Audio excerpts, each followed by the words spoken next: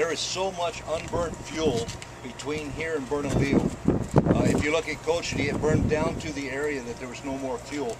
If you go west from Cochiti, there is just thousands of acres. I seriously believe it could easily go to 100,000 acres. The only fire that we had at the laboratory at all in this period was a very small fire yesterday afternoon that jumped into Water Canyon. That's in TA 49.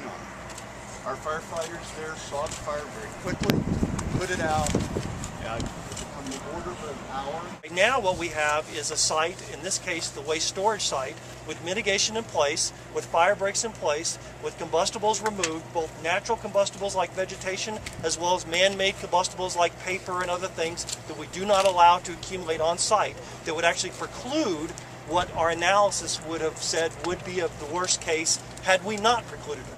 I live in this community. Safety is important. It's important to the people who work at the laboratory.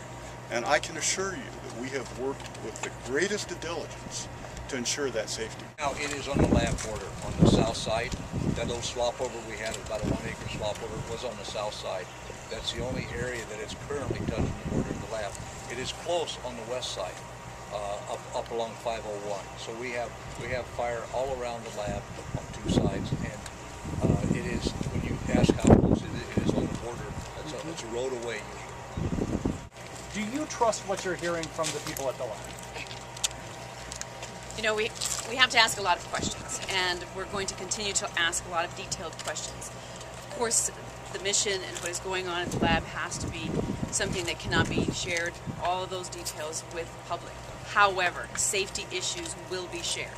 We will share with you whether the fire is on the property or not, whether there's materials that is at risk of getting burned or not, and whether or not the air quality is where it should be. I, as governor, will not keep that from you if I hear that from the lab.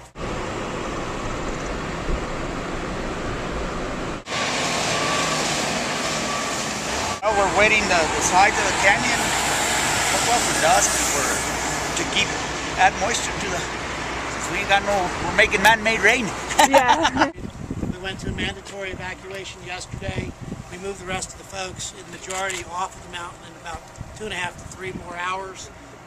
Since then, we have conducted door-to-door checks of every residence in the western area and in Camazon to ensure that we got the majority of our citizens out. When we were still at the house, there was an ambulance that drove by that announcing over the intercom that they were having a mandatory evacuation. Friday night, we could see like the flames on the mountain from our backyard.